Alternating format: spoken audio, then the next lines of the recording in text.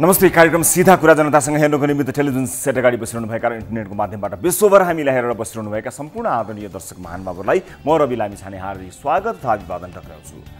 आज के बोलौँ भनेर सङ्कटमा थिएँ। फ्याक्ट लाएर नेकपाले निर्णय गर्न तयार गरेको प्रतिवेदन बाहिरियो, जसमा लेखिएको रहेछ कि नेकपा कार्यकर्ताले फेसबुक, ट्विटर, सामाजिक सञ्जालमा नेता विरुद्ध लेख्न बोल्न नपाउने। नेकपा स्थायी कमिटी बैठकका लागि तयार पारेको प्रस्तावमा भनिएको रहेछ कि पार्टीको नीति नेता र कार्यकर्ता विरुद्ध सामाजिक सञ्जालमा जथाभावी लेख्न र पार्टी हित विपरीत गतिविधि गर्ने प्रवृत्तिलाई कडाइका साथ रोक्न जिम्मेवार कामरेडहरू र सम्बद्ध सबैलाई यो बैठक निर्देशित गर्दछ। यसको अर्थ हो नेकपा कार्यकर्ताले आफ्ना नेता विरुद्ध सामाजिक सञ्जालमा लेख्न बोल्न पाउँदैनन्। यस्तै भएर मलाई सरकारका कट्टर समर्थक जत्थाको गाली खाई पनि जान्ने पल्टिनै पर्छ। मैले नेकपा शीर्ष नेतृत्वलाई 1 मिनेट जति सल्लाह दिन पाएको भए यस्तो सल्लाह दिन्थेँ। अहिले उहाँहरूले कार्यान्वयनको तयारी गर्नुभएको नियम चाहिँ नेता विरुद्ध लेख्न बोल्न नपाइने। मैले दिने सल्लाह चाहिँ अब नेता कार्यकर्ता विरुद्ध सामाजिक सञ्जालमा नेताहरू विरुद्ध बोल्न नपर्ने। कति फरक छ एउटा शब्दमा नपाइने र नपर्ने, त्यसै जान्ने टोपल्छु र म। नपाइने भन्नुको मतलब हामीले सही गरे पनि गलत गरे पनि चुपचाप सहनु, आलोचना नगर्नु, नबोल्नु, नलेख्नु। आलोचना नगर्न आदेश दिनु भनेको दास बन भनेको होइन र, अन्धोभक्त बन भनेको होइन र। आजको युगमा एउटा लोकतान्त्रिक दलले आफ्ना स्थायी कमिटीबाट यस्तो उर्दी पनि पारित गर्न प्रस्ताव लैजान सक्छ र? नेकपा भित्रका इमान्दार कार्यकर्ताहरू नेतृत्वको आलोचना, समालोचना र उस्तै परे गाली समेत गर्दछन् ताकि नेतृत्व सुध्रियोस्। सरकारको जय जयकार गरेर पद हात पार्नेहरू छन्, तर त्योभन्दा ठुलो जमात त बिना कुनै स्वार्थ, सिद्धान्त र आचरणमा निष्ठावान भएर कुनै पदको लोभ नगरी खबरदारी गरिरहेका छन् कि अब तिनको मुखमा ताला ठोकिदिने त? इमान्दार पार्टी कार्यकर्ताहरूले यो सम्भावित कदमलाई कसरी हेर्छन् र बुझ्छन् थाहा छैन, तर आजको पुस्ताले यस्तो पुरातन उर्दी मान्दछ भन्ने मलाई लाग्दैन, अनलेस कोही चाकडी र जय जयकारबाट लाभ लिन ज्यान फालेर लागेको होस्। कम्युनिजममा क्रिटिसिजम नै हुँदैन जस्तो मलाई लाग्दैन। त्यसैले यस्तो पुरातन सोचबाट कम्तीमा पनि यति ठुलो राजनीतिक दल परै बसोस् भनेर यति जान्ने टोपलेको हुँ। नेतालाई गाली गर्न नपाइने भन्दा नेतालाई गाली गर्न नपर्ने भनिदियो भने धेरै ठुलो अर्थ लाग्दछ।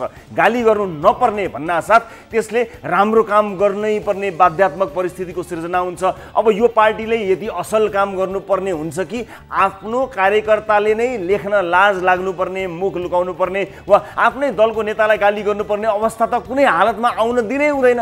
फोकटको सल्लाह हो, अझै थपौँ है त। बरु नेतालाई गाली गर्न पाइने छैन भन्दा पनि एउटा एउटा राम्रो खालको स्किम, खत्तम खालको चाहिँ होइन नि, फेरि अलिकति गतिलो खालको स्किम चलाएर राम्रो एउटा स्किम चलाएर जुन कार्यकर्ताले सरकारका लागि कामको जुन सही ढङ्गले आलोचना वा विरोध जुन कार्यकर्ताले गर्दछन् उनका लागि एउटा स्किम बनोस्, उनलाई एउटा बेस्ट कार्यकर्ता अवार्ड वा रिवार्ड कार्यक्रमको घोषणा गर्यो भने कार्यकर्ताको मनोबलले सगरमाथा छुन्छ।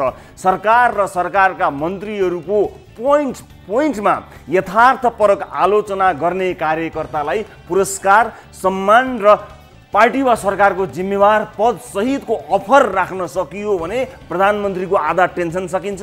विपक्षी पार्टी त बेरोजगार नै हुन्छ। सरकार र पार्टीले अति नै आलोचना गर्नुपर्ने खत्तम खलास काम गरे भने आफ्नै कार्यकर्ताले विरोध प्रदर्शन समेत गर्न पाउने भनेर माइतीघर मण्डलाको एउटा कर्नर पर्मानेन्टली बुक गर्न सके कति आनन्द हुन्छ सरकारलाई। संसदमा समेत सरकारको रचनात्मक र यथार्थपरक आलोचना गर्न समय नै छुट्याउने र आफ्नै पार्टीका सांसदले सरकारलाई राख्ती पार्ने सेसन होस् न, तब न मजा आउँछ। जुन सांसदले सही ढङ्गले सरकारका काम कारवाहीको चित्त बुझ्दो आलोचना गर्न सक्छन् तिनलाई मन्त्रीमण्डल हेरफेर हुँदा क्याबिनेटमा लैजाने निर्णय समेत गरे हुन्छ। मेरो पुस्ताले कम्तीमा पनि यति इमान्दार नेतृत्व चाहिँ खोज्छ है। मेरो पुस्ता गाली गर्न पाइँदैन भनेर उर्दी लगाउने राजनीतिक दलको पुच्छर होइन, गाली गर्नै पर्दैन भनेर आश्वस्त पार्ने दलको समर्थक बन्न चाहन्छ। मेरो पुस्ता सरकारको आलोचना गर्नेलाई लखेट्न साइबर सेना खटाउने दलको झोले कार्यकर्ता होइन। मेरो पुस्ता आलोचना गर्नेलाई खोजी ससम्मान सम्बन्धित मन्त्रीसँग मिटिङ गराइदिने, त्यसको लागि खट्ने राष्ट्रभक्त कार्यकर्ता बन्न चाहन्छ। मेरो पुस्ता तारिफ सुन्ने भोक होइन, आलोचना सुन्ने दलको सदस्यता लिन लालायित हुन्छ। जहाँ आलोचनाको सम्मान हुन्छ त्यहाँ समर्थकको इज्जत हुन्छ। चाकडीबाजहरूको हुलले कुनै पनि राजनीतिक दललाई जनतासँग जोड्दैनन्। कार्यकर्ता खुसी पार्दा पार्दै जनता दुखी भएको पत्तो नै नपाउनु होला, विचार गर्नु होला। त्यसैले पार्टी तपाईँको, सिद्धान्त तपाईँको, सल्लाह चाहिँ मेरो, मान्ने नमान्ने विचार चाहिँ फेरि तपाईँको। तर चौथो पटक भन्दैछु, गाली गर्न नपाइने भन्ने शब्दलाई हटाएर गाली गर्न नपर्ने शब्द राख्नुहोला। यदि होइन पद दिन कुनै चाकडीबाजहरू छुटेका छन् भने घरमै बोलाएर दिनदिनै गोडा मिच्न र ढाड थिच्न लगाउनु होला। तर यस्तो सार्वजनिक उर्दी जारी गरेर लोकतन्त्रको उपहास नगरिदिनु होला। यति जाबो, यति सिम्पल सल्लाह दिन सक्ने पनि कोही छैन वरपर। आउनुहोस् सुरु गरौँ जनताको चासो, गुनासो र प्रश्न सहितको विशेष कार्यक्रम सिधा कुरा जनतासँग।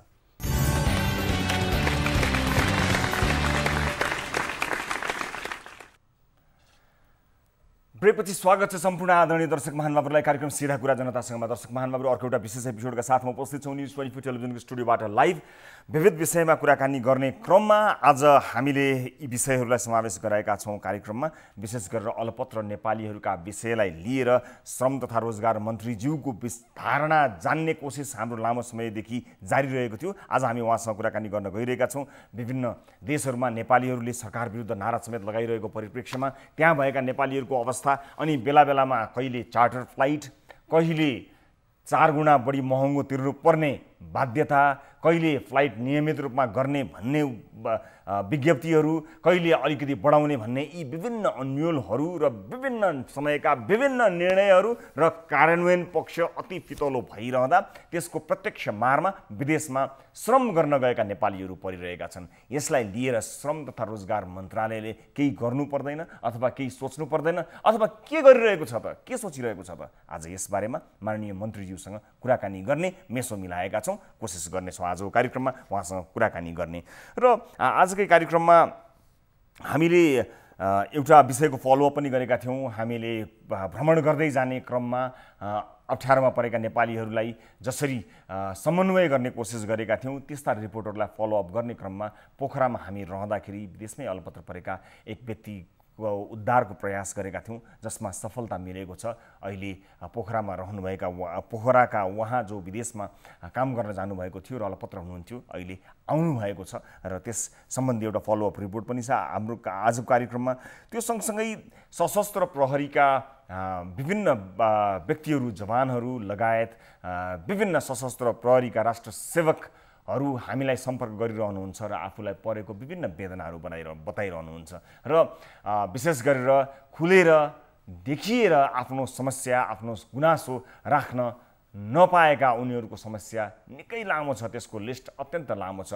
सबैभन्दा महत्त्वपूर्ण कुरा त यस्तो जोखिममा फ्रन्टलाइनमा खटिने त्यस्ता सशस्त्र प्रहरीका जवानहरूले, सशस्त्र प्रहरीका जति पनि राष्ट्र सेवकहरू हुनुहुन्छ उहाँहरूले जोखिम भत्ता भनेर सरकारले भनेको पैसा पनि पाउनुभएको छैन। त्यो मात्र होइन, रासनमा पनि नखाएको पैसाको समेत तिर्नुपर्ने, त्यो पैसा समेत तिर्नुपर्ने लगायतका गुनासोहरू हामीलाई आएको सन्दर्भमा ती सम्पूर्ण गुनासोलाई हामीले समेटेर कसैको पनि नाम र अनुहार नलिइकन हामीले ती गुनासोहरू सुनेका आधारमा रिपोर्ट तयार गरी सशस्त्र प्रहरीको सम्बद्ध अधिकारीसँग त्यस्ता जिज्ञासा, त्यस विषयका जिज्ञासा राख्ने आज हामीले कोसिस गरेका छौँ। र कोरोना सम्बन्धी अपडेट त कार्यक्रममा नियमित छँदैछ। अन्य विभिन्न विषयहरू छन् र अब सबभन्दा पहिला ताली र गालीबाट सुरुवात गर्न गइरहेको छु। यस अघि हामीले राखेको विषय थियो, यति बेला प्रमुख प्रतिपक्षी दलको भूमिका जस्तो हुनुपर्ने हो त्यस्तै छ जस्तो लाग्नेले तालीमा र पटक्कै छैन जस्तो लाग्नेले गालीमा भोट गर्नुपर्ने थियो। जसमध्ये प्रमुख प्रतिपक्षी दलको भूमिका जस्तो हुनुपर्ने हो त्यस्तो छ भन्दै जम्मा 3.89% अर्थात् जम्मा 993 जनाले नै तालीमा भोट गर्नुभएको छ भने पटक्कै छैन भन्दै 96.19% अर्थात् 24,539 जनाले गालीमा भोट गर्नुभएको छ। प्रमुख प्रतिपक्ष दलको भूमिका चित्त नबुझाउने दर्शकहरूको सङ्ख्या, हामीलाई भोट गर्नुहुने दर्शकहरू माझ सर्वाधिक रहेको छ र यसले प्रमुख प्रतिपक्षी दललाई आम मानिसहरू के सोचिरहेका रहेछन् भन्ने कुरा बुझ्न मद्दत पुग्नेछ भन्ने विश्वास हामीले लिएका छौँ। र ताली र गालीका लागि अब आजको विषय, आजको प्रश्न यस प्रकार रहेको छ। कोरोनाको कहरले तपाईँको जीवनमा कस्तो प्रभाव पार्यो? ठिकै छ, जेन तेन चलिरहेको छ भन्नेले तालीमा र खै के पो भन्नु अप्ठ्यारो बनायो, बर्बाद छ भन्नेले गालीमा भोट गर्नुहोला। यो विषयमा अहिले तपाईँहरू कस्तो महसुस गरिरहनु भएको छ भन्ने कुरा जान्नका लागि र सम्बन्धित निकायलाई जानकारी दिन अत्यन्त ठुलो मद्दत हुनेछ। भोट गर्नका लागि हाम्रो पात्रको मोबाइल एप्लिकेसनमा जानुहोला, होम पेजमा रहेको ताली गालीमा क्लिक गरी भोट गर्न सक्नुहुनेछ। यो अत्यन्त सबैको चासोको विषय हो। आम सर्वसाधारणहरू जेन तेन चलिरहेका छन् कि अथवा अत्यन्त गाह्रो अवस्थामा छन् भन्ने कुरा सम्बन्धित निकायलाई जान्न तपाईँको भोटले महत्त्वपूर्ण भूमिका निर्वाह गर्दछ। कृपया भोटिङ गर्नुहोला र भोटिङ सुरु हुन्छ। अब नेपालमा कोरोना सङ्क्रमितको सङ्ख्या 50,465 जना पुगेको छ, जसमध्ये 35,700 जना कोरोना मुक्त भइसकेका छन् भने 317 जना सङ्क्रमितले ज्यान गुमाएका छन्। अहिले 14,448 जना मात्रै सक्रिय सङ्क्रमित आइसोलेसनमा तथा होम आइसोलेसनमा उपचाररत छन्। देशभर हालसम्म 5,806 जना क्वारेन्टिनमा छन् भने आइसोलेसनमा 8,010 जना छन्। होम आइसोलेसनमा 6,438 जना रहेका छन्। थप तथ्याङ्क सहितको एउटा छोटो रिपोर्ट यहाँहरू समक्ष प्रस्तुत गर्छौँ। यो रिपोर्ट हेर्नुहोस्। नेपालमा कोरोना संक्रमित 50,465 जना पुगेका छन्, जसमध्ये 35,700 जना कोरोना मुक्त भइसकेका छन् भने 317 जना संक्रमितले ज्यान गुमाएका छन्। अहिले 14,448 जना मात्रै सक्रिय संक्रमित आइसोलेसन तथा होम आइसोलेसनमा उपचाररत छन्। देशभर हालसम्म 5,806 जना क्वारेन्टिनमा छन् भने आइसोलेसनमा 8,010 जना छन्। होम आइसोलेसनमा 6,438 जना रहेका छन्। पछिल्लो 24 घण्टामा मात्रै नेपालमा 1,246 जना नयाँ संक्रमित थपिएका छन्। 5 जना संक्रमितले ज्यान गुमाएका छन्। यस्तै 1,818 जना संक्रमण मुक्त भएका छन्। पछिल्लो 24 घण्टामा काठमाडौँ उपत्यकामा 572 जना संक्रमित थपिएका छन्। हालसम्म काठमाडौँ उपत्यकामा 10,014 जना संक्रमित पुगेका छन्, जसमध्ये काठमाडौँमा 8,108 जना, ललितपुरमा 1,053 जना र भक्तपुरमा 853 जना संक्रमित रहेका छन्। दर्शक महानुभावहरू, बढीभन्दा बढी जानकारी तपाईँलाई प्रदान गर्ने उद्देश्यले हामी विभिन्न व्यक्तिहरूसँग विभिन्न विज्ञसँग कुराकानी गर्दै आइरहेका छौँ, गरि पनि रहेका छौँ। तर आज यस विषयमा हामीले कसैसँग कुराकानी गरेका त छैनौँ। एउटा तय भएको थियो जुन अन्तिम समयमा आएर हामीले प्रस्तुत गर्न सकेनौँ। तर एउटा जानकारी आम दर्शक महानुभावहरूलाई दिन अत्यन्त जरुरी हुन्छ। कतिपय अवस्थामा मानिसहरू प्रहरीहरूलाई देख्ने बित्तिकै फटाफट मास्क लाउने जस्तो क्रियाकलाप गरेको देखिनुहुन्छ। कृपया हामी सचेत भएनौँ भने यसले धेरै ठुलो असर गर्छ भन्ने कुरा नभुल्नुहोला। जसको बाध्यता छैन, जसलाई जरुरत छैन, उहाँहरू घरबाट ननिस्किँदा राम्रो हुन्छ। सरकारले लकडाउन गरे पनि नगरे पनि आर्थिक अवस्था चौपट परेका कारणले लकडाउनले मानिसहरूलाई झन् बढी समस्यामा पार्यो भनेर हामीले तपाईँको तर्फबाट आवाजहरू उठायौँ। सबैले आवाज उठाए। विभिन्न ठाउँको आवाजलाई सरकारले सुनेर त्यसलाई ध्यानाकर्षणमा लिएर लकडाउन खुकुलो अथवा कम्प्लिटली बन्द गरेको कहीँ कुनै कुनै ठाउँमा निषेधाज्ञाहरू हेरेर गरिरहेको छ। कृपया जसो गरे पनि जस नपाउने अवस्थाको सिर्जना नगरिदिनु होला। प्रहरीका लागि, तपाईँको सुरक्षामा खटेका प्रहरीका लागि तपाईँले मास्क लगाउने होइन। चिउँडोमा झुन्डिएको मास्कले तपाईँलाई रोक्दैन, नाक नढाकेको मास्कले तपाईँलाई रोक्दैन। तपाईँको आफ्नो सुरक्षाको लागि हो। यसर्थमा आम सर्वसाधारण हामीले रेडियोमा, टेलिभिजनमा, फोन गर्दाखेरि फोनमा यति धेरै सुनेका छौँ कि हात धुनुहोला, मास्क लगाउनुहोला, सेनिटाइजरको प्रयोग गर्नुहोला। त्यसलाई सुनेर हामीले कण्ठ मात्र पार्यौँ तर व्यवहारमा लगाएनौँ भने तपाईँ हामीलाई सबैभन्दा पहिला सङ्क्रमणले छोप्छ र हामी सङ्क्रमित हुन्छौँ। कोही बलियो मानिसहरू हुन सक्नुहुन्छ होला जो शारीरिक रूपमा त्यति धेरै कमजोर हुनुहुन्न होला, तर उहाँका माध्यमबाट कुनै अर्को मानिसलाई सर्यो भने त्यस्ता व्यक्तिको मृत्यु समेत हुन सक्छ। तपाईँकै परिवारमा तपाईँ जत्तिकै बलियो सबैजना कहाँ छन् होला? वृद्ध बाआमाहरू हुनुहुन्छ होला, साना साना केटाकेटीहरू छन् होला, अथवा अन्य विभिन्न रोगसँग लडिरहेका परिवारका सदस्यहरू हुनुहुन्छ होला। कृपया यो रोग सार्ने माध्यम तपाईँ नबनिदिनु होला। पुलिसले देख्छ भनेर नाक छोप्ने, पुलिसले देख्छ भनेर खल्तीबाट पोको पारेर राखेको मास्क निकालेर लगाउने काम नगर्नु होला। आफै सचेत भएर निस्कनु होला। मास्क लगाउनु भयो, नयाँ नचिनेको मान्छेसँग दूरी कायम गर्नुभयो भने कुनै हालतमा पनि तपाईँमा सङ्क्रमण सर्दैन र सङ्क्रमण नसार्ने अचूक उपाय योभन्दा अर्को कुनै पनि छैन। त्यसकारणले यसलाई लिएर सचेत रहनुहोला। हाम्रा धेरै दर्शकहरूले हाम्रो कार्यक्रम हेर्नुहुन्छ, हाम्रो कार्यक्रम मनपर्छ भनेर मलाई विभिन्न ठाउँमा भन्नुभएको छ। टेलिफोन मार्फत, सामाजिक सञ्जाल मार्फत, भेटमा कहीँ जाँदा भन्नुभएको छ, साँच्चै तपाईँले यो कार्यक्रम मन पराइदिनु भएको हो र साँच्चै नै हामीले गरेका प्रयासहरू तपाईँलाई सही र असल लागेका छन् भने यति बिन्ती गरेर भनेको कुरा मानिदिनु होला, मास्कको प्रयोग गरिदिनु होला, सही ढङ्गले प्रयोग गरिदिनु होला। हामी विनम्रतापूर्वक यहाँलाई यो अनुरोध गर्न चाहन्छौँ। यति भन्नका लागि, यति मान्नका लागि कोही विज्ञ चाहिँदैन। कृपया आफै यसको विज्ञ भनेर एउटा उदाहरणीय मानिस बन्नुहोला र सोचिहेर्नुहोला, आज दिनभरि अथवा हिजो अस्ति मैले कसरी मास्क लगाएँ, मैले चिउडोमा मास्क झुन्ड्याएँ कि प्रहरी देख्ने बित्तिकै हतार हतार खल्तीबाट निकालेर मास्क लगाएँ कि, आफ्नो मूल्याङ्कन आफै गर्नुहोला। आफू र आफ्नो परिवार, आफ्नो समुदाय, आफ्ना वरपरका साथीभाइ, इष्टमित्र सबैलाई सुरक्षित पार्ने जिम्मा तपाईँको, मात्र तपाईँको।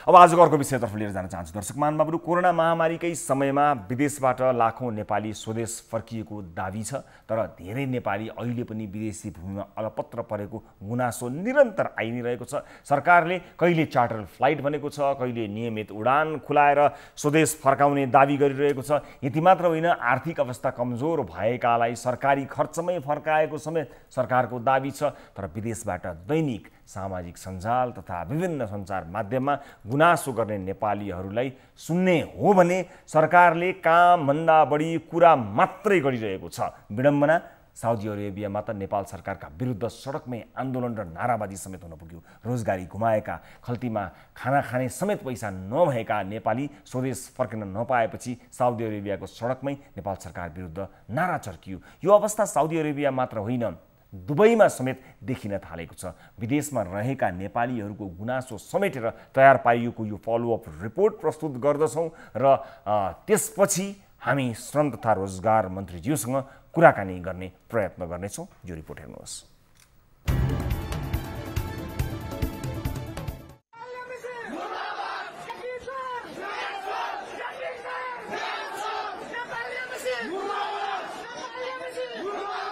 यो दृश्य साउदी अरब स्थित नेपाल दूतावास अगाडिको हो, जहाँ नेपालीहरू प्रधानमन्त्री केपी शर्मा ओली र नेपाल दूतावास विरुद्ध नारा लगाइरहेका छन्। अप्ठ्यारो परेको बेला सरकार छ भन्ने अनुभूति गर्न नपाएपछि अर्काको देशमा आफ्नै देशको सरकार विरुद्ध खनिएको आक्रोश हो यो।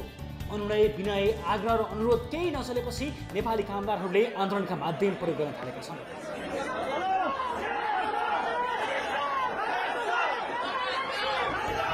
त्यस्तै यो अर्को दृश्य पनि हेर्नुहोस्।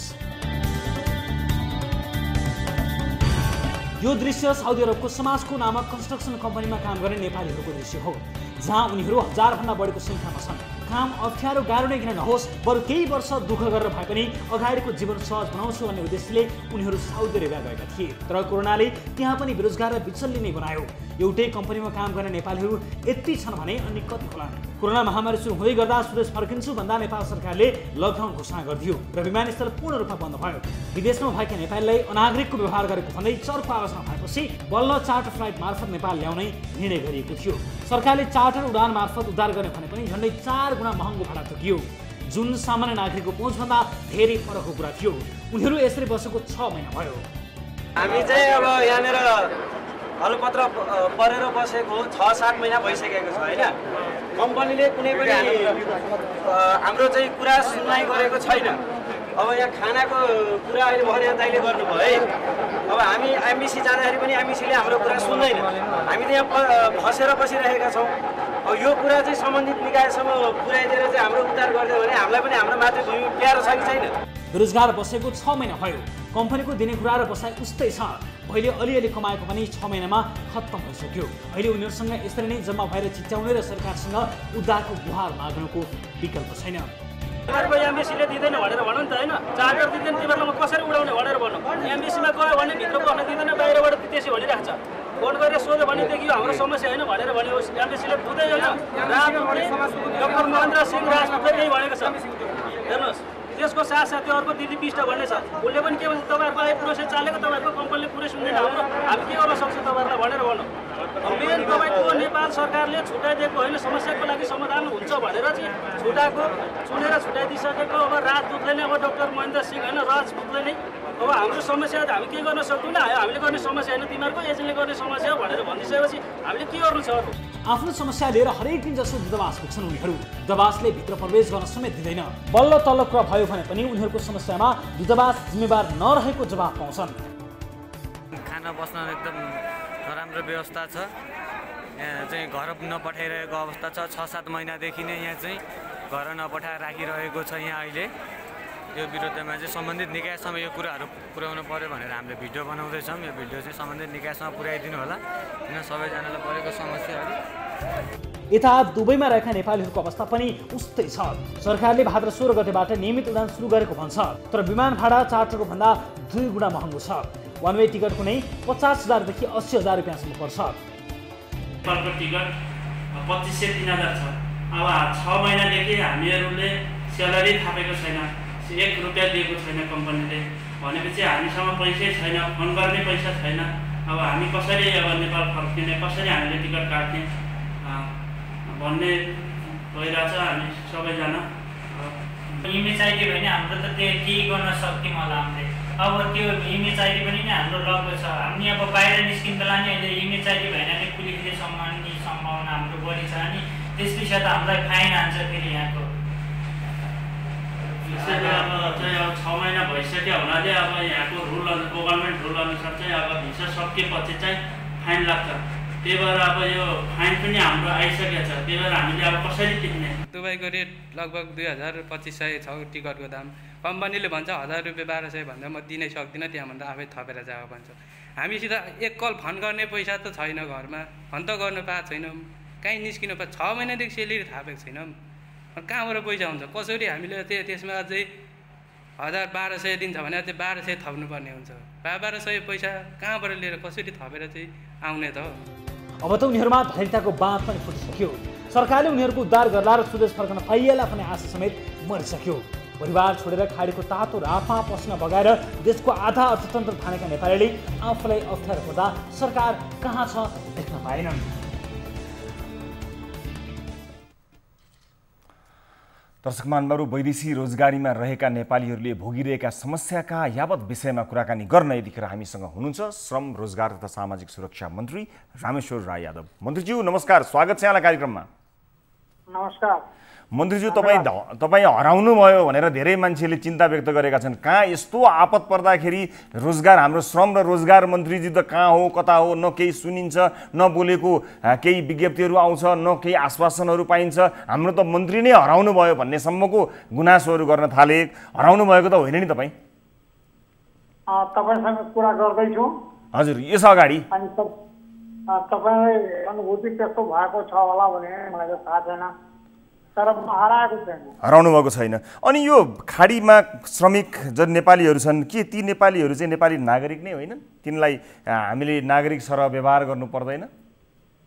गर्नुपर्छ, कसरी? गरिरहेछ, गरिरहनु भएको छ? गरि पनि रहेछ, गर्दै पनि छु, गर्ने योजना पनि छ।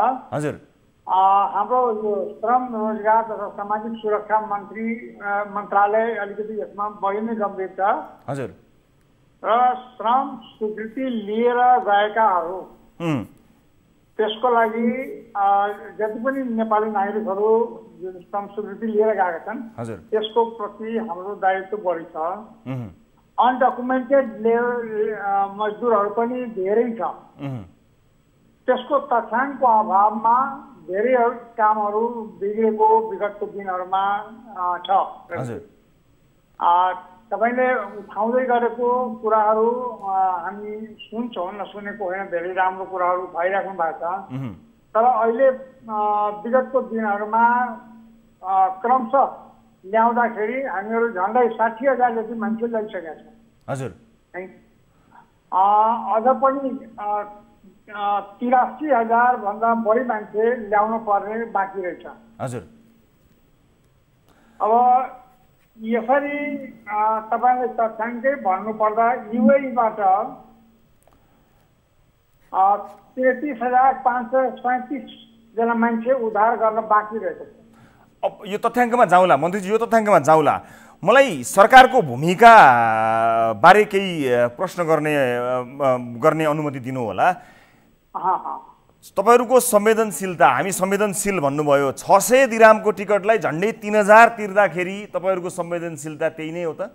यति महँगो टिकटमा सरकारले उद्धार गरेको भनेको त मजदुरहरूले जाँदाखेरि त्यत्रो पैसा तिरेर सरकारलाई ट्याक्स तिरेर गएका थिए, त्यो कोषबाट पनि केही आपत परेका दुःख परेका नेपालीहरूलाई सहयोग हुन्छ होला, कम्पनीले नपठाइदिने मानिसहरूलाई सहयोग हुन्छ होला भन्ने आशा गरिएको थियो, त्यो पनि हुन सकेन। अनि सबै पैसा चाहिँ नि उहाँहरूले नै तिर्ने, सबै खर्च जति सबै उहाँहरूको, अझै ऋण काटेर गएका मान्छेहरू ऋणै काटेर महँगो जहाजको पैसा तिरेर यहाँ आउने, अनि त्यो आएका त्यस्ता मानिसहरूलाई ल्याइएको मान्छेको गणना चाहिँ सरकारले आफ्नो सफलताको चार्टमा चढाउने अन्याय भएन यो? होइन होइन होइन, त्यसरी व्याख्या गरिदिनु भयो भने त गर्व भइहाल्छ।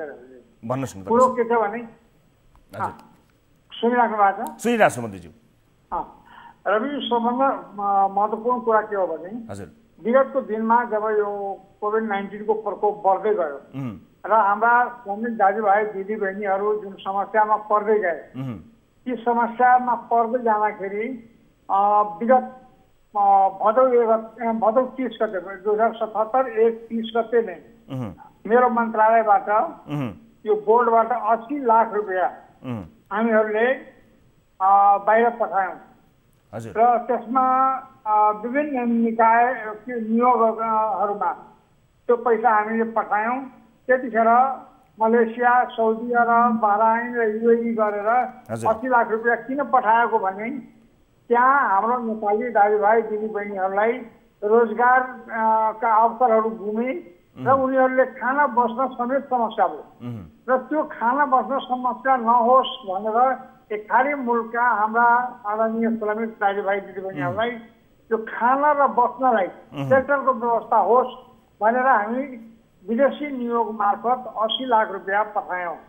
त्यसपछि लगत्तै बहराइनबाट 18 जनाको कोषको रकमबाट उद्धार गर्ने कुराहरू आयो र त्यसपछि भदौ 8 गते हामीले 86 जना मान्छेलाई हवाई टिकट काटेर ल्याउनलाई 30 लाख रुपियाँ फेरि पनि पठायौँ। यसरी पठाउँदाखेरि त्यहाँबाट आएकाहरूलाई हामी होल्डिङ सेन्टरमा राख्ने र होल्डिङ सेन्टरका सम्पूर्ण व्यवस्थापन गर्दै उनीहरूलाई आफ्नो आफ्नो जिल्ला आफ्नो आफ्नो गन्तव्यमा यातायातमा राखेर पठाउने काम हामी मन्त्रालयबाट पठाएका स्टाफहरूलाई लगाएर बोर्डले पैसा तिर्ने गरी व्यवस्थापन गर्यौँ। त्यस बिचमा हामीहरूको यो प्लेन उड्न नसक्ने अवस्था भयो। यो लकडाउन भएपछि न ल्यान्ड गर्ने अवस्था आयो न फ्लाइ गर्ने अवस्था आयो। त्यसमा प्लेनको अप्ठ्यारोले गर्दाखेरि ग्यापिङ बढ्यो। अर्को कुरा, हामी क्वारेन्टाइनको व्यवस्था पनि गर्न सकेनौँ।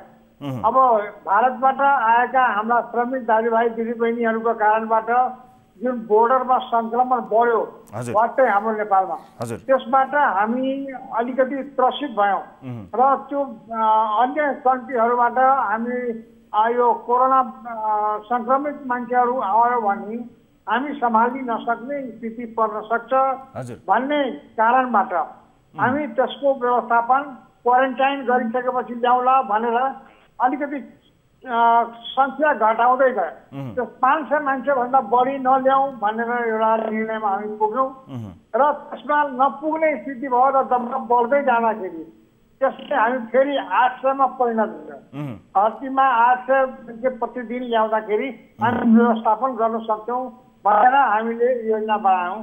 तर त्यो दबाब पनि झेल्न सक्ने स्थिति भएन, परिणाम भयो।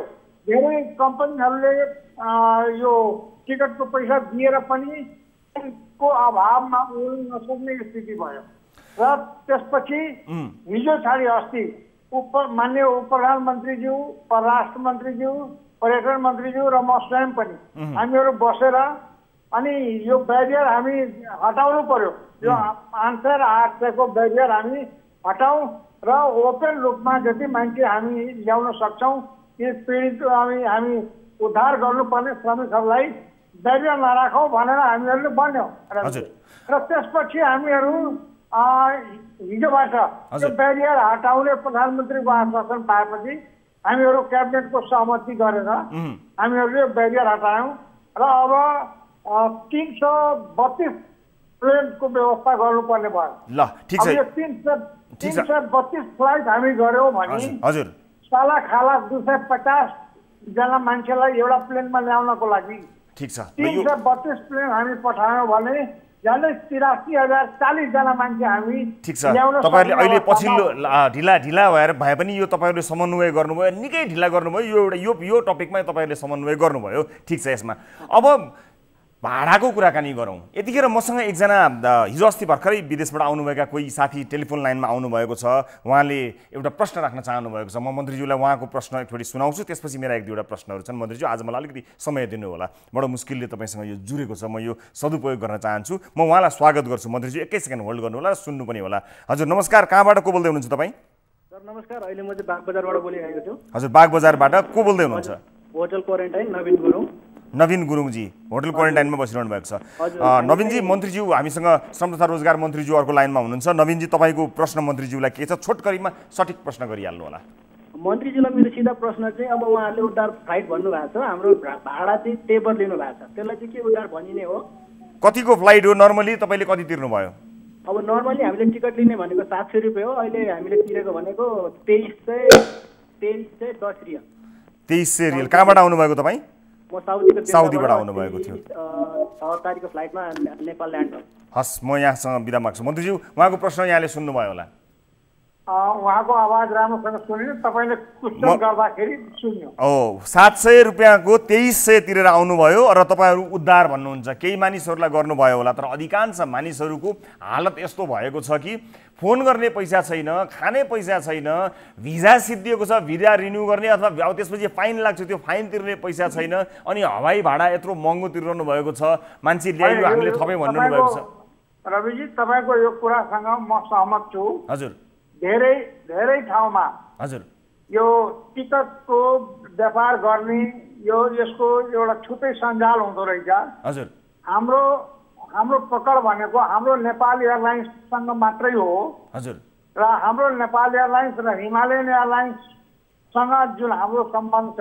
हेलो, हजुर हजुर सुनिरहेको भएको? सुनिरहेको छु मन्त्रीज्यू। हजुर हजुर हजुर, त्यो हाम्रो पकड भनेको हाम्रो एयरलाइन्सहरूसँग मात्रै हुँदो रहेछ। हजुर, अर्को एयरलाइन्समा हाम्रो पकड हुँदो रहेछ। हजुर, अनि त्यो हामीहरूले त्यो चिठी लेख्दाखेरि अस्ति कतार एयरलाइन्सले हाम्रो पर्यटन मन्त्रालयलाई उल्टै स्पष्टीकरण के सोध्यो भने हामी अर्का देशको एयरलाइन्सलाई तपाईँलाई सोध्ने अधिकार कसले दियो, यो के आर्टिकललाई कोड गरेर फलानो ऐनको फलानो दफाले तपाईँलाई यो अधिकार छैन भनेर उल्टै स्पष्टीकरण सोधेछ। त्यो एक्ट मगाएर हेर्दाखेरि आज पर्यटन मन्त्रीले भन्दै हुनुहुन्थ्यो हो रहेछ त भनेपछि यो टिकट काट्ने सञ्जालमा हाम्रो पकड हुँदो रहेछ। अनि हामीले नेपाल एयरलाइन्स र हिमालय एयरलाइन्स हाम्रै पकडमा भएको, हाम्रै बसमा भएको एयरलाइन्सको चाहिँ भाडा दर कति राख्यौँ त? त्यही भन्दैछु रविजी, म त्यही कुरा भन्दैछु। प्लिज, अहिले हामीहरू हिजोदेखि के सहमतिमा आयौँ भने हजुर नेपाल एयरलाइन्स वा नेपालबाट जाने हिमालयन एयरलाइन्स वा अरू कुनै जति पनि एयरलाइन्सहरू हुन्छ, हजुर, त्यो हाम्रो प्लेन जति जान्छ त्यसमा नेपालको जति सेड्युल छ, जुन हाम्रो सेड्युल छ त्यसभन्दा बढी एक पैसा नलिने गरी हामीले भाडा तय गर्नुपर्छ भनेर हामीहरूले निर्णय गऱ्यौँ। र त्यो निर्णयको आधारमा अब उपरान्त आजैदेखि जुन फ्लाइटहरू भइरहेछ त्यसमा सरकारी दर रेट जुन पहिलेदेखि कायम छ त्यसमा नबढ्ने गरी लिने भनेर पर्यटन मन्त्रीजीले पनि आश्वासन दिनुभयो र उहाँले निर्देशन दिनुभयो। हाम्रै अगाडि निर्देशन दिनुभयो। हामी दुईजना फेरि आज बसेका थियौँ र आजबाट हामीहरू यो प्लेनहरू एकदम रेगुलराइज गर्ने र प्रत्येक दिन 10देखि 12वटा 15वटा प्लेन उडाएर हाम्रा श्रमिक दाजुभाइ दिदीबहिनीहरूलाई ल्याउने र यो रोजगारदाताले जुन पैसा तिरिराखेको छ त्यो पैसाबाट नपुग भाडा भयो भने त्यो समेत हाम्रो बोर्डबाट श्रम रोजगार तथा सामाजिक सुरक्षा मन्त्रालय अन्तर्गतको त्यो बोर्डबाट त्यो पैसा तिर्ने गरी हामीले निर्णय गरेका छौँ र त्यो निर्णयको आधारमा हामी अगाडि बढ्छौँ। भनेको यो निर्णय हजुर यो निर्णय स्वीकृति लिएर गएकाहरूको हकमा सम्मानित सर्वोच्च अदालतको आदेशानुसार यो जुन निर्देशिका बनेको छ 2077 त्यो आधारमा हामीले यो काम गर्छौँ र अनडकुमेन्टेड लेबरहरू जुन हाम्रो श्रम स्वीकृति लिएर गएका छैनन् नेपाली नागरिकको हैसियतले बाहिर फँसेका छन् तिनीहरूलाई पनि हामी ल्याउँदाखेरि त्यसको बारेमा कोभिड-19 को फन्डबाट पे गर्ने र त्यो पैसा त्यहाँ हाम्रो नेपाल सरकारले तिर्ने भनेर हामीले निर्णय गरेका छौँ। अब उपरान्त कुनै पनि नेपालीले त्यस्तो कुनै दुःख भोग्नु पर्दैन र तपाईहरू रविजी जसरी तपाईहरूले यो कुरालाई उत्थान गरेर हाम्रो समेत नेपाल सरकारको समेत ध्यान आकर्षित गर्नुभएको छ त्यसको लागि धन्यवाद दिन्छौँ र श्रमिक दाजुभाइ दिदीबहिनीहरूलाई हामी मिलेर कुनै पनि हालतमा कसैलाई पनि दुःख कष्ट नहोस्, उनीहरूले अप्ठ्यारो नपरोस्, उनीहरूको पीडालाई निर्वाहन गरेर हामीहरू उनीहरूलाई सुविधा दिने र केही गरी हामीहरूको पैसा तिर्न सक्ने स्थिति भएन र उहाँहरूले सरसापट गरेर तिरेर आउनुभयो भने त्यो सबुत प्रमाण ल्याएर दिनुभयो भने उहाँलाई रिफन्ड गर्ने निर्णय पनि निर्देशन पनि हामीले गरेका छौँ। उहाँहरूको पैसा हामी रिफन्ड गर्छौँ। यो तपाईहरुले कार्यान्वयन गर्ने गरी भन्नुभएको भने यसलाई एकदमै स्वागत योग्य निर्णय भन्छु म मन्त्रीज्यू। किनभने बोलिरहेको छु म कार्यान्वयन गर्ने गरी निर्णय भएको र त्यसलाई भविष्यमा तपाईले कम्प्लेन गर्न पाउनुहुन्न जस्तो लाग्छ मलाई। अब विभिन्न एम्बेसीहरूमा हुलका हुल नेपालीहरू गइरहेका छन्। सरकार विरोधी नारा समेत विदेशमा 2 शहरहरूमा त देखियो, त्यसरी नाराहरू पनि लागिरहेका छन्। अब नेपाल एम्बेसीले त्यहाँ मानिसहरूले एउटा चाहिँ जागिर गुमाएको र भिजा सकिएको कारणले त्यहाँ अन्य इलिगल हुनु परेको अथवा त्यसको लागि फाइन तिर्नु परेको जस्ता समस्याहरूको प्रश्न उठाइरहेका छन्। हामी के गर्ने कुल जोडजाड गर्दाखेरि पनि 8-10 वटा प्रश्न हुन्छन् एउटा श्रमिक दाजुभाइ दिदीबहिनीहरूको। ती 8-10 वटा प्रश्नको सही जवाब सही समयमा दिन र 200-400 8-10 100 1000 1200 1500 मानिसहरूलाई केही समयका लागि त्यही व्यवस्थापन गरी खान र बस्नको व्यवस्थापन गर्न सक्ने अवस्थामा हाम्रा दूतावासहरू छैनन् विदेशमा। अब त्यो हामीहरूलाई माग भए अनुसारको हजुर मैले तपाईलाई यो आफ्नो भनाइको क्रममा पहिले नै राखिसकेँ हजुर कि जतिखेर उहाँहरूले हामीलाई माग गर्नुभयो हामीलाई सेन्टरको व्यवस्था गर्न गाह्रो भयो भनेर त्यतिखेर खाडी मुलुकहरूको केही देशहरूमा 80 लाख रुपैयाँ जुन पठाउनु भएको कुरा अघि गर्नुभयो तपाईले। 80 लाख रुपैयाँ मैले पठाएको भनेको थिएँ। त्यो त्यसको अलावा 30 लाख रुपैयाँ फेरि पनि हामीले पठाएकै हौँ। के होला यो 80 लाखले यत्रा हजारौं मान्छे लाखौं मान्छेहरूलाई यो 80 लाख त पिनट्स भयो नि। त्यस्तो डिमान्ड्सहरू आउनु पर्यो। सबभन्दा प्रब्लम रविजी के भएको छ भने हजुर हामीहरू जे कुरा गरिराखेका छौँ चाहे त्यो सञ्चार माध्यम को कुरा होस् चाहे हाम्रै मन्त्रालयभित्रको कुरा होस् यो अनुमानको भरमा हामीले डाटा बोल्ने गर्छौँ। तपाईँले बोल्दै गर्दा एउटा डाटा बोल्ने, मैले बोल्दै गर्दा एउटा डाटा बोल्ने, हाम्रो मेसिनरीले बोल्दा अर्को डाटा बोल्ने, यसले गर्दाखेरि कन्फ्युजन क्रिएट भएको। त्यसले गर्दाखेरि मैले के निर्णय गरेको छु भने अब श्रमिक सूचना ब्याङ्क स्थापना गर्ने त्यो निर्णय भइसक्यो, स्थापित पनि भइसक्यो। अब हामी नेपालभित्रका र नेपाल बाहिर गएका सबै श्रमिकलाई एउटा डाटा बेस बनाउने र त्यसबाट सबै कुरा संलग्न हुन्छ। कुन देशमा हाम्रा कति श्रमिकहरू छन्, त्यसको अपडेट पोजिसन के छ, कुन कम्पनीमा काम गरिरहेका छ, त्यसको स्यालेरी के छ, काममा छ कि छैन, उसले त्यो स्थान परिवर्तन गर्यो भने त्यसको नोटिफिकेसन पनि गर्ने यावत व्यवस्था गर्न श्रमिक सूचना ब्याङ्क हामीले स्थापित गरेका छौँ र अब त्यसलाई कार्यान्वयन गर्यो भने अर्को वर्षदेखि अर्को यस्तो कुनै समस्या नआउला। तर अहिले तपाईँले भने जस्तै रविजीले अघि जुन कुराहरू उठाउनु भएको त्यो कुरा ज्यादै नै मर्मस्पर्शी कुरा हो र अब यो उनीहरू अहिले जहाँ रोजगारविहीन छन् हाम्रा श्रमिक दाजुभाइ दिदीबहिनीहरू जुन कामबाट निकालिएको छ, घर भाडा तिर्न सक्ने स्थितिमा छैन, खाने पानीको बोतल किन्न सक्ने स्थितिमा छैन, उहाँहरूको जुन अवस्था छ त्यो वास्तवमा करुणामय अवस्था छ। त्यो करुणाबाट हामी पनि संवेदनशील भएका छौँ। त्यो हामीलाई पनि दुःख लागेको छ। त्यो एयरपोर्टबाट फर्किनु पर्ने अवस्थाहरू सुनेको त्यो पनि बडो मर्मस्पर्शी छ। त्यसैले अब उपरान्त त्यस्तो नपुग रकमहरू हामी बोर्डबाट तिर्ने निर्णय गर्यौँ हजुर। र त्यो पनि आउने दिनहरूमा अब त्यस्तो परिस्थिति नरहने गरी नै हामी व्यवस्था मिलाउँदैछौँ। हजुर। सायद त्यो भोलिदेखि नै यो लागू हुन्छ हजुर। र यो अब परिस्थिति रहँदैन र अब यो नारा जुलुस लगाउने परिस्थिति पनि नरहला र अब नेपाली दाजुभाइ दिदीबहिनीहरू जुन हाम्रो देश छोडेर बाहिर अर्काको भूमिमा गएर श्रम बेचेर आफ्ना पेट पाल्न आफ्ना आश्रित परिवारको पेट पाल्न जानुभएको छ, उहाँहरू अहिले आवेशमा आएर यो पीडाको अवस्थामा नारा जुलुस भन्दा पनि एउटा समन्वयको वातावरण बनाउने हाम्रा राजनीतिक हाम्रा डिप्लोमेटिक निकायहरूसँग समन्वय गर्ने र मेरो कूटनीतिक नियोगका सबै आदरणीय प्रतिनिधिहरूलाई उहाँ एम्बेसडरहरूलाई हामी के आग्रह गर्न चाहन्छौँ भने हाम्रा नेपाली दाजुभाइ दिदीबहिनीहरूको यो सम्पूर्ण समस्यामा तपाईँहरू एकबद्धता देखाउनुहोस्। तपाईँहरूलाई परिआएको आर्थिक अवस्थाको कारण हामी बुझेर मन्त्रीज्यू आज त्यसको सोलुसन निकाल्छौँ। हस् मन्त्रीज्यू, तपाईँको र मेरो आज यो कुराकानी भयो, हामीले लगभग 10-12 मिनट जति कुराकानी गऱ्यौँ र यो कुराकानी संसारमा छरिएर रहनुभएका विशेष गरेर खाडी मुलुकमा रहनुभएका नेपाली दाजुभाइ दिदीबहिनीहरूले हेरिरहनु भएको छ।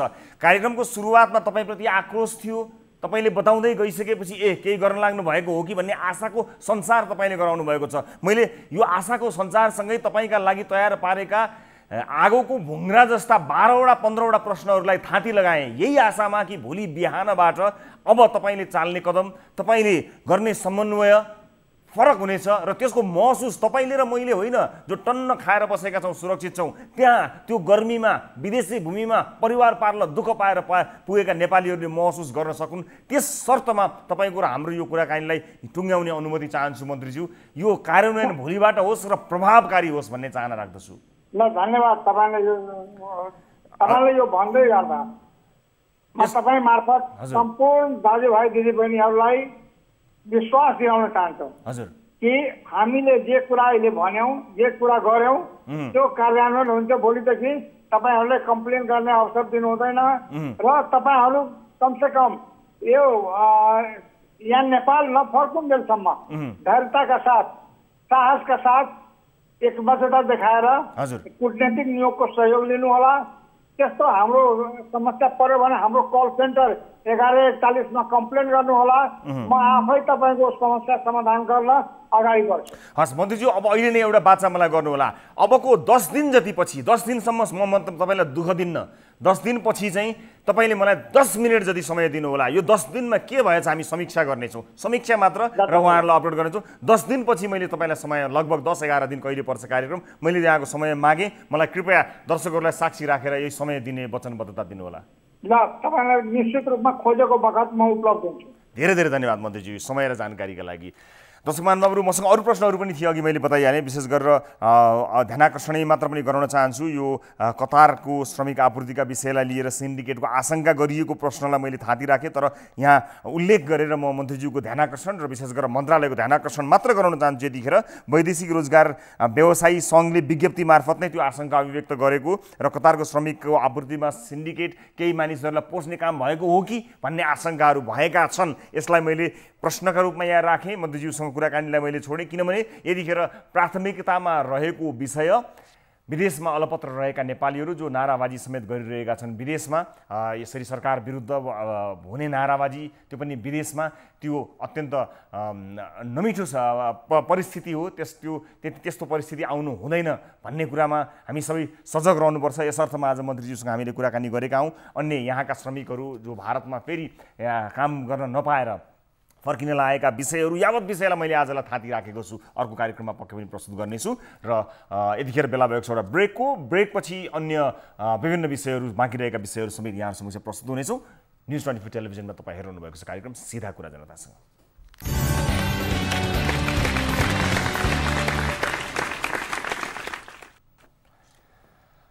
ब्रेकपछि स्वागत छ सम्पूर्ण आदरणीय दर्शक महानुभावहरूलाई कार्यक्रम सिधा कुरा जनतासँगमा। दर्शक महानुभावहरू, आज अलिकति समय लिएर हामीले श्रम मन्त्रीज्यूसँग कुराकानी गऱ्यौँ र यो कुराकानीलाई जति पनि दर्शक महानुभावहरू विशेष गरेर खाडी क्षेत्रमा बसेर हेरिरहनु भएको छ, कृपया यसलाई सुरक्षित राख्नुहोला। हामी यसको फलोअप 10 दिनपछि गर्नेछौँ। तपाईँहरूले के महसुस गर्नुभयो कृपया त्यसको प्रतिक्रिया पनि हामी चाहन्छौँ र तपाईँको आवाज बोलिदिने जिम्मेवारी हामीले वहन गरेका छौँ र सकेसम्म इमानदारितापूर्वक त्यो जिम्मेवारी वहन गर्ने, निर्वाह गर्ने कोसिस हाम्रो रहिरहनेछ। कार्यक्रमको सुरुवाती दिनदेखि नै हामीले यस कार्यक्रममा वैदेशिक रोजगारमा रहनुभएका नेपाली दाजुभाइ दिदीबहिनीहरूको समस्यालाई 1 नम्बरको प्राथमिकता बनाएर प्रस्तुत गर्दै आएका छौँ र हामीलाई यसमा गर्व लागेको छ। तपाईँको सुख दुःखको सारथी हुने सौभाग्य हामीले प्राप्त गरेका छौँ। हामी यसमा निरन्तर लागिरहनेछौँ। जुन दुःख कष्ट सहेर तपाईँ कामको खोजीमा आफ्नो परिवार पाल्नको निमित्त,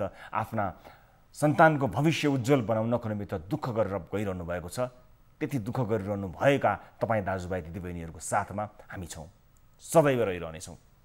अब आजको अर्को विषय, अहिले स्वास्थ्यकर्मीसँगै सुरक्षाकर्मी पनि महामारीको फ्रन्ट लाइनमा खटिरहेका छन्। विशेष गरी सीमा नाकाहरूमा गस्ती गरिरहेका सशस्त्र प्रहरी सङ्क्रमित हुने क्रम बढ्दो छ। तर विडम्बना, यसरी ड्युटीमा खटिने सशस्त्र प्रहरीका जवानहरूले खाँदै नखाएको खानाको पैसा समेत तिर्नुपर्छ भन्ने गुनासो गरिरहेका छन्। अर्थात् उनीहरूका लागि रासन शीर्षकमा सरकारले दिने भत्तामा खाना नखाए पनि खाएको भन्दै काटिने रहेछ। उनीहरू कार्यरत ब्यारेकमा त त्यही पैसा पुग्छ, तर किचन सम्हालिरहेका कमान्डदेखि कार्यालय प्रमुखसम्मको मिलेमतोमा खाँदै नखाएको खानाको पैसा काट्दा हुने गरेको, त्यसरी काट्ने गरेको गुनासो बारम्बार आइ नै रहेको छ। अझ अहिले सीमामा खटिएका सशस्त्र प्रहरीहरूले पाउनुपर्ने जोखिम भत्ता समेत पाएका छैनन्। अहिले दैनिक जसो धेरैजना सशस्त्र प्रहरीका साथीहरूले कार्यक्रममा यो विषय उठाइदिनु पर्यो भनेर हामीलाई फोन मेसेज निरन्तर गरिरहनु भएको छ। तर जागिर जाने डरले बोलेर अथवा भिडियो रेकर्ड गरेर, अडियो रेकर्ड गरेर भने उहाँहरू पठाउन सक्नुहुन्न, उहाँहरूको बाध्यता छ। त्यसैले उहाँहरूले भोगिरहेको समस्यालाई समेटेर हामीले एउटा विशेष रिपोर्ट तयार पारेका छौँ र त्यसपछि हामी सम्बद्ध अधिकारीसँग कुराकानी गर्नेछौँ। यो रिपोर्ट हेर्नुहोस्। सशस्त्र प्रहरी बल नेपाल एफिएफको रासनमा चरम घोटाला हुने गरेको गुनासो धेरै आएको छ। सशस्त्र प्रहरीमा रासन बापत दिने रकमलाई मेस सञ्चालक, कमान्डरदेखि सिनियर अधिकृत तथा कार्यालय प्रमुखहरूको मेलमतोमा बाँडफाँड हुने गरेको जुनियर सशस्त्र प्रहरीहरू बताउँछन्। रासन बापतको रकम सम्बन्धित प्रहरीको खातामा जम्मा हुने भएकाले सशस्त्रको सबैजसो कार्यालयले मासिक रूपमा खाना बापतको बिल भुक्तानी गर्ने नियम छ। यसरी सञ्चालित मेसमा खाना खाए बापतको मात्रै रकम तिर्नुपर्ने हो। जागिर जाने डरले क्यामेरामा बोल्न नमान्ने सशस्त्र प्रहरीहरूका अनुसार बिदामा बसेको समयमा खाना नखाएको दिन महिनाको छाकको पनि अन्यायपूर्वक बिल तिराइँदै आएको छ। विशेष गरी पहाडी जिल्लामा खटिएका प्रहरी जवानहरूले यो समस्या भोगिरहेका छन्। साथै ब्यारेक बाहिर डेरा गरी बस्नेहरूले समेत ब्यारेकमा रासनको भत्ता काटिने गरेको छ। अझ अचम्मको कुरा त के छ भने सशस्त्र प्रहरीका जवानहरूलाई सकेसम्म धेरै बिदा दिएर रासन बचाउने तर रासनको पैसा लिने गरिन्छ। सशस्त्र प्रहरीले फोर्सलाई तालिमका लागि विभिन्न स्थानमा पठाउँदा आवश्यक बन्दोबस्तीका सामानका लागि बजेट जाने भए पनि तालिम केन्द्र प्रमुखहरूले प्रहरीलाई व्यक्तिगत रूपमा खरिद गर्न लगाउने गरेको गुनासो पनि धेरै आएको छ र उक्त पैसा तालिम केन्द्र प्रमुखहरूले राख्ने गरेका छन्। साथै कोरोना सुरु भएसँगै सीमामा खटिएका सशस्त्र प्रहरीहरूलाई अहिलेसम्म प्रोत्साहन भत्ता लगायतका सुविधा नपाएको गुनासो गरेका छन्। दर्शक महानुभावहरू, यस विषयमा कुराकानी गर्न यतिखेर हाम्रो टेलिफोन सम्पर्कमा हुनुहुन्छ सशस्त्र प्रहरी बल नेपालका प्रवक्ता डिआइजी राजु अर्याल। डिआइजी साहब नमस्कार, स्वागत छ यहाँलाई कार्यक्रममा। हजुर नमस्कार। हजुर, अब यहाँहरूको एउटा भनौँ न विशेष किसिमको अनुशासन छ सशस्त्र प्रहरीहरूको, जुन एउटा स्वागतयोग्य कुरा पनि हो। त्यो अनुशासनको घेराले गर्दा कतिपय मानिसहरूले आफ्नो समस्या सुनाउनै पाउँदैनन्। तर तपाईँहरूभित्र त्यो संयन्त्र कस्तो छ त्यो म जान्दिनँ, तर प्रत्येक दिन जस्तो सशस्त्र प्रहरीका जवानहरू, ती राष्ट्र सेवकहरूको गुनासो हामीलाई बारम्बार आइरहन्छ। सबभन्दा पहिला त यो कोरोना महामारीमा फ्रन्टलाइनमा उहाँहरू खटिनु भएको छ। सरकारले भनेको दिन्छु भनेको जोखिम भत्ता एउटा दिनुपर्ने थियो, त्यो दिएको छैन भनेर भनिएको छ। के कारणले नदिएको, किन नपाएका? यसरी आफ्नो ज्यानको बाजी लगाएर खटिने साथीहरूले जोखिम भत्ता किन नपाउनु भएको? धन्यवाद रविजी। सर्वप्रथम यहाँलाई हामी सशस्त्र प्रहरी बल हाम्रो सम्पूर्ण कर्मचारी अहिले सिमानामा खटिनु भएको छ। यो कोभिड-19 नियन्त्रणलाई खटिनु भएको, यसको लागि चाहिँ जुन किसिमको यहाँले चाहिँ भन्नुभयो त्यसलाई धेरै धन्यवाद दिन चाहन्छु। यो प्रोत्साहन भत्ताको सम्बन्धमा यो नेपाल सरकारबाट निर्णय भइसकेको छ मन्त्री परिषदको। त्यो अनुसारले हाम्रो पनि कुन कर्मचारीलाई कति प्रतिशत भत्ता दिने भन्ने चाहिँ त्यो एउटा कार्यविधि बनेको छ त्यो अनुसारले हामीले नामावली पठाइसकेका छौँ। त्यो नामावली पठाइसकेपछि अब गृहबाट अर्थ मन्त्रालयसम्म पुगिसकेका छ, त्यो आउने क्रममा छ भन्ने चाहिँ हाम्रो त्यो खबर आएको। भनेपछि आउने क्रममा छ, यो उहाँहरूको ढिला भएको मात्र हो, कहीँ जाँदैन, आउँछ भन्ने चाहिँ पक्का छ। त्यही हामीलाई त्यही खबर आएको छ, यो नामावलीहरू रुजु हुँदैछ, यो चाहिँ आउने क्रममा छ भन्ने कुरा आएको। होइन अब यस्तो हुन्छ, अब अलि उच्च पदस्थ भनौँ न जति पनि प्रहरी अधिकारीहरू हुनुहुन्छ, अफिसर्सहरू हुनुहुन्छ, उहाँहरूको त स्वाभाविक रूपमा तलब भत्ता बढी भन्ने हुनाले उहाँहरूलाई चासो नहोला, तर थोरै तलबमा यत्रो जोखिम मोलेर घर परिवार छोडेर अझ सबभन्दा बढी त सशस्त्र प्रहरीका जवान साथीहरूलाई कोरोना सङ्क्रमण पनि भएको छ, उहाँहरूलाई त समयमा आफ्नो चिज पाउन पाए हुन्थ्यो। सरकारले घोषणा गरेको चिज यस्तो महामारीमा न अहिले दिनुपर्ने बेलामा नदिएको प्रोत्साहन त्यो लगन पछिको पोते होला भन्ने डर छ। त्यसमा तपाईहरूको भूमिका हुँदैन र सरकारले गरिसकेको निर्णयलाई कार्यान्वयन तुरुन्त गराउनको निमित्त तपाईहरूको आन्तरिक होमवर्क, तपाईहरूको आन्तरिक अभ्यासले त्यसले केही प्रभाव पार्दैन र सर? होइन, हामीले हाम्रो कुन कर्मचारीहरू कहाँ खटिनु भएको छ, उहाँले चाहिँ कति प्रतिशत पाउने हो भनेर सबै नामावली तयार गरेका छ, त्यो तयार गरेर हामीले पठाइसकेका छौँ।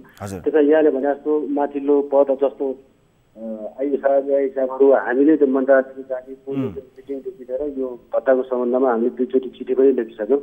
यसको सम्बन्धमा चाहिँ अब उहाँले हामी तयारी गर्दैछौँ, यो आउँछ भन्ने कुरा हामीलाई चाहिँ त्यो प्राप्त भएको छ, यो आउने क्रममै छ।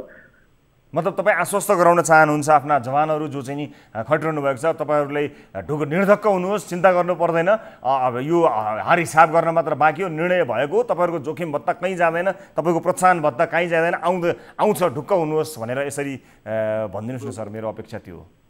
होइन, आउँछ, मन्त्री परिषदबाट निर्णय भइसकेको छ यो भत्ताको सम्बन्धमा, यो प्रोत्साहन भत्ता हो, प्रोत्साहन भत्ता यो आउँछ। हस्, अब अर्को एउटा कुरा, विशेष गरेर चाहिँ यो पहाडी जिल्लामा खटिएका प्रहरी जवानहरूको यो एउटा समस्या उहाँले बताउनु भएको छ, यो रासन बापत दिइने रकमलाई मेस सञ्चालकहरू, कतिपय कमान्डर, सिनियर अधिकृत र कार्यालय प्रमुखहरूको मिलेमतोमा त्यो बाँडफाँड हुने र नखाएको पनि पैसा काटिने, रासन बापत जुन रकम आउँछ त्यो रकम दिने गरिन्छ नि, जुन खातामा जान्छ, त्यो चाहिँ मासिक रूपमा खाना बापतको बिल भुक्तानी गर्ने त्यस्तो नियम रहेछ र यस्तो खाना खाए बापत चाहिँ नखाँदाखेरि पनि त्यो पैसा काटिने, जस्तो खाना नखाएको दिन महिनाको छाकको हिसाबले त्यो अन्यायपूर्ण तरिकाले त्यसलाई चाहिँ बिल तिराउने गरिएको रहेछ भनेर धेरैले गुनासो गर्नुभएको छ। यो बारे तपाईँले जानकारी पाउनु भएको छ कि अथवा यो मैले दिएको जानकारी नै तपाईँले पहिलो जानकारीको रूपमा पाउनुभयो?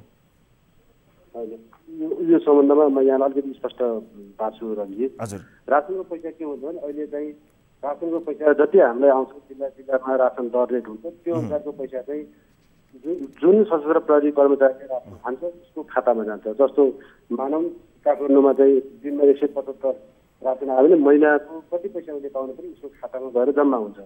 जम्मा भइसकेपछि त्यो महिनामा 4 दिन बिदा गएको छ भने उसले 4 दिनको पैसा कटाएर बाँकी पैसाको रासनको पैसा चाहिँ तिर्छ। यो हाम्रो नियम हो, यो अनुसार चाहिँ अहिलेसम्म यो भएको छ। त्यसमा यदा कता गुनासोहरू यहाँले भने जस्तो पनि हुनसक्छ, त्यो हुनको लागि हामीले चाहिँ हाम्रो मेकानिजम गरेको छौँ।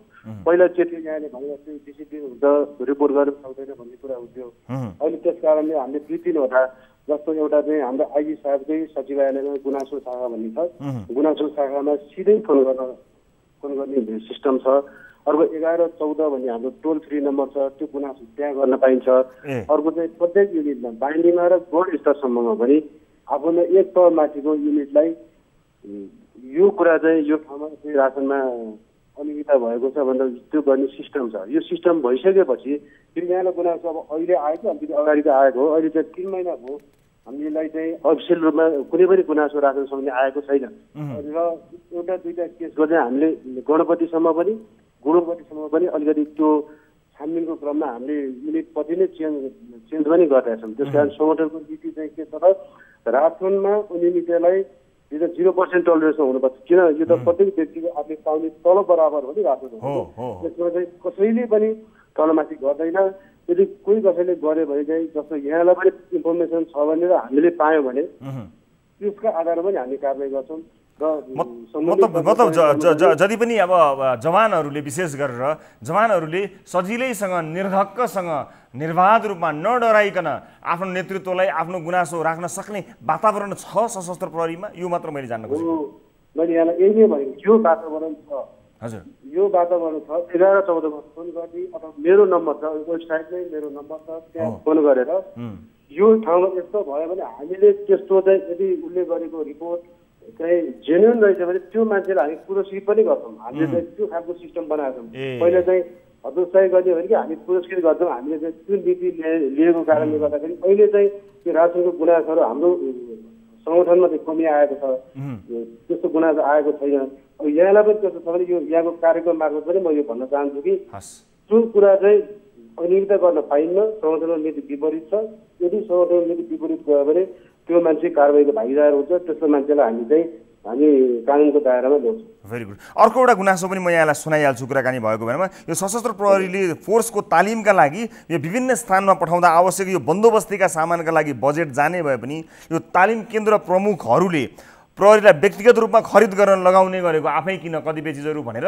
त्यो त्यहाँ अनियमितता गरेको गुनासो पनि हामीलाई आएको छ हुन त जवाफ अघिकै जवाफ यसमा पनि कायम हुन्छ त्यही नै लागू हुने नै होला तर मैले यहाँलाई ध्यानाकर्षण गराएँ कि यो शीर्षकमा पनि हामीलाई गुनासो आएको छ त्यसकारणले यसमा पनि आन्तरिक रूपमा गुनासो आएपछि खोज्ने होइन कि यी गुनासाहरूमा आन्तरिक रूपमा पनि कुनै संयन्त्र मार्फत यहाँहरूले खोजिदिनु भयो भने यसरी दिनानुदिन अथवा विभिन्न समयमा सञ्चार माध्यमलाई गुहार्नु हुने यस्ता राष्ट्र सेवकहरूको मनोबल बढ्थ्यो मैले यहाँलाई यो कुरा पनि ध्यानाकर्षण गराएँ यो मौकामा ठिक छ यहाँको सुधारको लागि धन्यवाद सबभन्दा पहिला जस्तो ट्रेनिङ सेन्टरमा ट्रेनिङको शीर्षकमा कति रकम सरकारले बजेट दिएको छ भन्ने कुरा हामीले चाहिँ अहिले सूचना पार्टीमा त्यो दिएको पैसा टाँच्नुपर्छ सार्वजनिक गरिदिनुपर्छ त्यो गरेको छ त्यसमा बजेटको सिलिङभित्र रहेर बजेटमा जति तालिमको आउँछ त्यो अनुसारको बजेट चाहिँ तालिमको प्रशिक्षार्थी र प्रशिक्षक दुवैलाई खर्च गर्नुपर्छ त्यसरी खर्च भएको छ प्रशिक्षार्थी भनेको जो तालिमै हो उहाँहरूको भनाइ चाहिँ के हुनसक्छ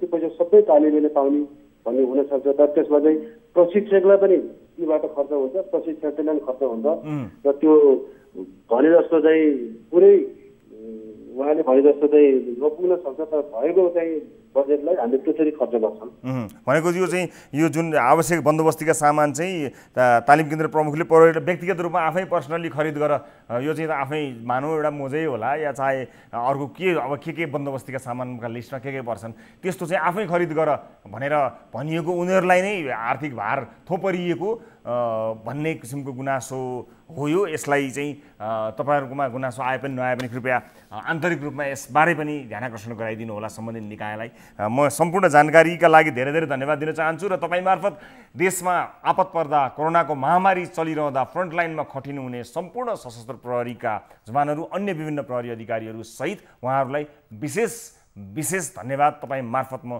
अभिव्यक्त पनि गर्न चाहन्छु र सबैजनालाई हाम्रो सलाम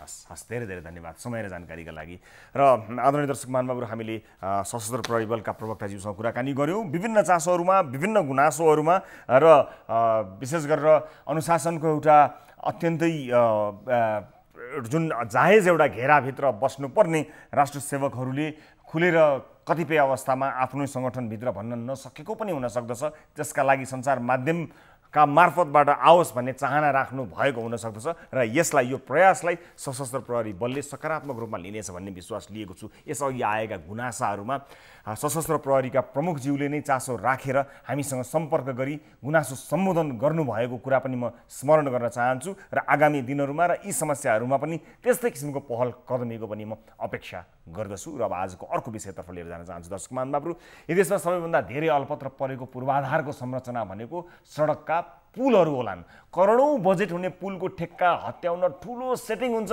तर निर्माणको काम भने सधैँ अड्की नै रहन्छ वेटिङमा नै रहिरहन्छ अर्थात् निर्माण सुरु भएको वर्षौंसम्म पनि उक्त पुल निर्माण सम्पन्नका लागि पर्खिरहेको हुन्छ वेट गरिरहेको हुन्छ डोटीको शिखर नगरपालिकामा सेती नदीमाथि 6 वर्ष अघि निर्माण सुरु भएको मोटरेबल पुल 6 वर्षमा जम्मा 10% मात्रै सम्पन्न भएको छ 6 वर्षमा 10%।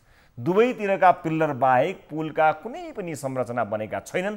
पुष्प राजेन्द्र निर्माण कम्पनीले जोइन्ट भेन्चरका रूपमा काम गर्न 26 करोड रुपैयाँमा ठेक्का लिए पनि काम भने अलपत्र छाडेको छ। डोटीबाट टिभी जर्नलिस्ट दिलबहादुर सिंहले पठाएको यो रिपोर्ट हेर्नुहोस्।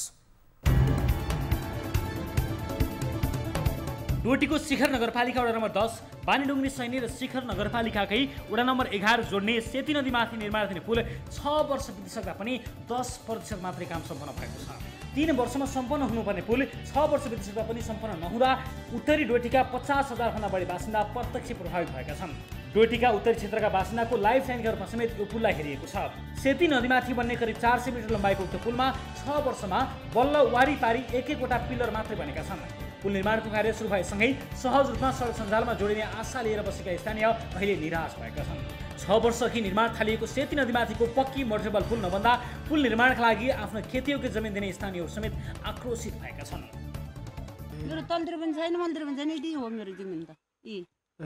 यही पनि अब दिए उहिले नै केलाई भने हामीले रोडको लागि दिदिए, पुलको लागि अब बुन्न केलाई गरौँ भनेर दिदिए। अहिले यहाँ वाल उठाइदिउँला भनेको उठाएको छैन। गङ्गाजीको त्यो जमिन एउटा काटिन लागिरहेको छ कि टिबल लोजमा एउटा सबै लगाउनु लागिरहेको छ।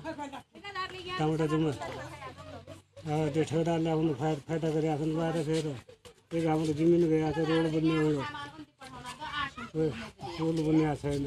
समयमा नै पुल नबन्दा सेती नदीमा पानीको भाव बढेका कारण बानीडुङ्ग्री सैनिक तथा आदर्श गाउँपालिकाका स्थानीयहरू आवत जावतका लागि दिपायल तथा छिमेकी जिल्ला डडेलधुराको कोरला खोलाको बाटो हुँदै हिँड्न बाध्य छन्। सेती नदीमाथि पुल बने स्थानीय उत्पादनले बजार पाउँछ कि भन्ने आशामा वर्षौँदेखि बसिरहेका स्थानीय अहिले निराश बनेका छन्। 6-7 वर्ष भइसक्यो। अब योजना 5 सालको भने अब 7 वर्ष या त कति साल लाग्छ, कति साल लाग्छ थाहै भएन। अब तिनीहरूले छिटो गरिदिएर आउने हो नि त। वारिपारि पिलर बाहेक देखाएको छैन भनौँ न। एक पिलर अहिले भर्खर गर्दैछन् भन्छन्। मूल्य अभिवृद्धि कर सहित 26 करोड 20 लाख लागत अनुमान गरिएको उक्त पुल 3 वर्षमा निर्माण कार्य सम्पन्न गर्ने गरी 2071 साल असार 29 गते पुष्प राजेन्द्र जेबीसँग निर्माण सम्झौता भएको थियो।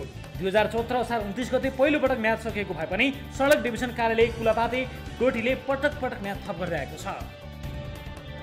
काम एकदम न्यून छ कि न्यून प्रगति छ, भौतिक प्रगति। तर अब त्यो अलिकति ठुलो र जटिल टाइपको पुल हो, लम्बाइ लामो छ। म्याथ थपको प्रोसेस म्याथ थप गरेर पनि करिब करिब अब लास्ट उसमा छ 1 वर्षको म्याथ। उसको म्याथ थप चाहिँ प्रोसेसमा छ। म्याथ सिद्धिएको थियो, म्याथ सिद्धिसक्यो नि। चाखलाग्दो विषय त के छ भने यो पुल बनाउने जिम्मा पाएका ठेकदार कम्पनीका सञ्चालक भीमबहादुर साउद हुन्। उनी डडेलधुराको परशुराम नगरपालिकाका मेयर हुन्। ठेकदार कम्पनीले जमिनमा काम नगरे निगरानी गर्नुपर्ने जिम्मेवार व्यक्ति आफै गैर जिम्मेवार बनी काम अलपत्रै पारेका छन्।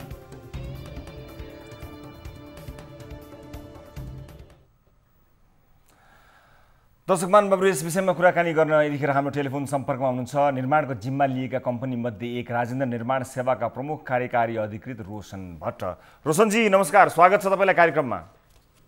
नमस्ते, थ्याङ्क यू। तपाईँको पुलमा हामीलाई तपाईँले कहिले स्वागत गर्न पाउनुहुन्छ र? खोइ 6 वर्षसम्म अलपत्र भएको पुल 10% भन्दा बढी काम भएको छैन होला, तर जवाफ त तपाईँसँग तयार छ होला, रेडिमेड नै छ होला। बताउनुहोस् न त के छ त, के जवाफ छ त यस विषयमा? तपाईँ तयार हुनुहुन्छ होला पक्कै पनि। के भन्न चाहनुहुन्छ? यति लामो 10% मात्र काम सम्पन्न भयो अरे, 3 वर्षमा सक्छु भनेको 6 वर्षमा, के भन्न चाहनुहुन्छ? हजुर रवि सर, यसको रेडिमेड जवाफ भन्दा पनि टेक्निकल एनालाइसिसमा छ।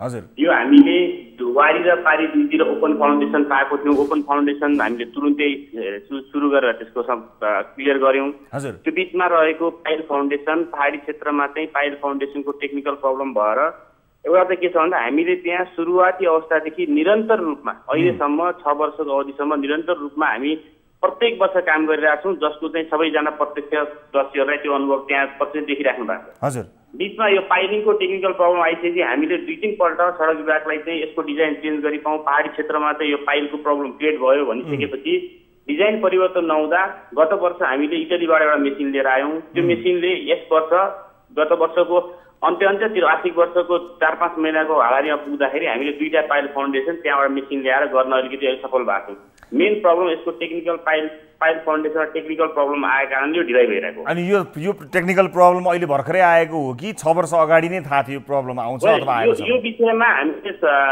करिब 5 वर्ष पहिलादेखि 1 वर्ष हामीले जुन वारीपारी गर्दाखेरि चाहिँ त्यहाँ एप्रोच रोडको प्रब्लम भएको हुनाले हाम्रो झन्डै 6 महिना त साइट सञ्चालनमै ढिलाइ भएको थियो। त्यसपछि हामीले चाहिँ बारम्बार यसको विषयमा पत्रचार गरेका छौँ। यसको टेक्निकल प्रब्लमहरू हामीले सल्भ गरिपाउँ भनेर हामीले विभागसम्म पनि पत्र पठाएका थियौँ। तर यसको पाइलिङमा प्रब्लम आइसकेपछि अनि उहाँहरूले दिनुभएको सल्लाह बमोजिम हामीले इटलीबाट मेसिन झिकाएर गत वर्ष चाहिँ त्यसको 2टा पाइलट फाउन्डेसन सकेछौँ र यो वर्षको पानीको पाप घट्ने बित्तिकै मेसिन त्यही छ, त्यहीबाट फेरि हामी सुरुवात गर्छौँ।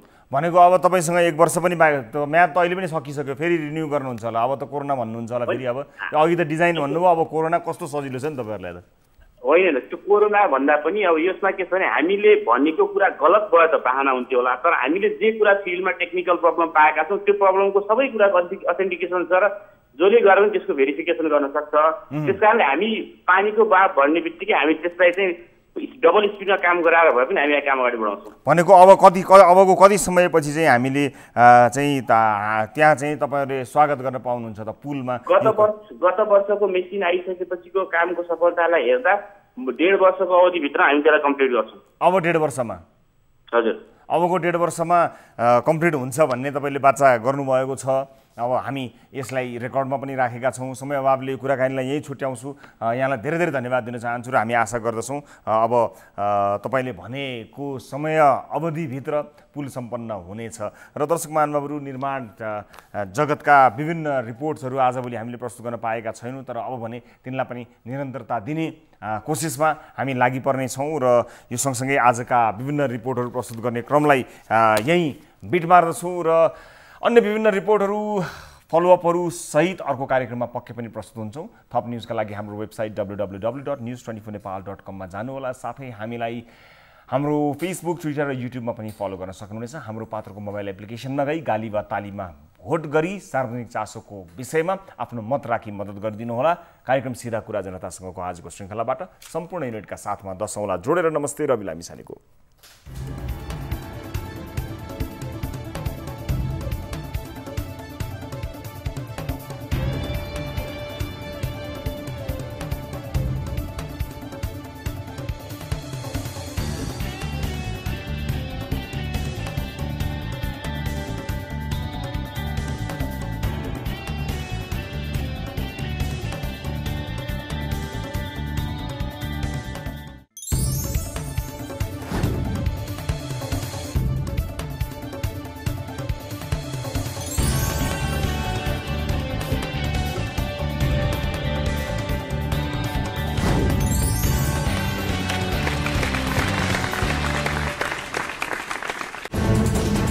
कोरोनाले सृजना गरेको सङ्कटमा पल पलका न्युज अपडेट र हर क्षेत्रको कभरेजका लागि न्युज 24 नेपाल युट्युब च्यानललाई सब्स्क्राइब गर्नुहोला।